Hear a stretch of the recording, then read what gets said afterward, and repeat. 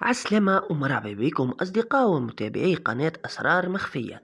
بعد التهديدات والتحذيرات اللي قدمها رئيس البرلمان المجمد راشد الغنوشي، الرئيس قيس سعيد يهدد فيها بأمن واستقرار البلاد التونسية وبالتدخل الأجنبي في تونس بصورة أنه مخذاش تهديداته في عين الاعتبار. ودعا راشد الغنوشي الرئيس قيس سعيد للحوار والنظر في أمر البلاد وفي الإجراءات الاستثنائية اللي اتخذها الرئيس بداية من يوم 25 جويلية. ودعا أيضا إلى إعادة البرلمان وإعادة الحصانة والرواتب للنواب.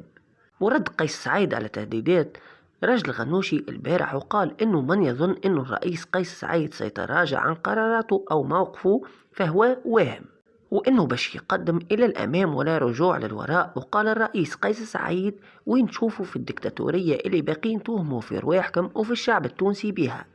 هل نصبت المشانق أو رمي أحد بالرصاص رغم القضايا الفساد الكثيرة اللي تحلت قدامي اللي ارتكبها أحزاب سياسية وعلى رأسهم النهضة اللي أسسوا وافتعلوا شركات وهمية وقاموا من خلالها بتهريب العملة ليل ونهار، وهذه جرائم شنيعة يحاسب عليها القانون بكل صرامة وكل شيء موجود بالدليل.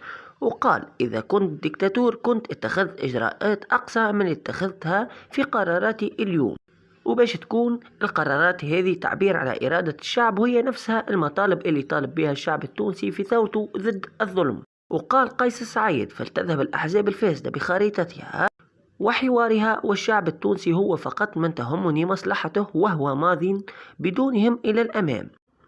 وفي النهاية ما تنسوش تعملوا إعجاب للفيديو واشتراك في القناة باش يوصلكم كل جديد.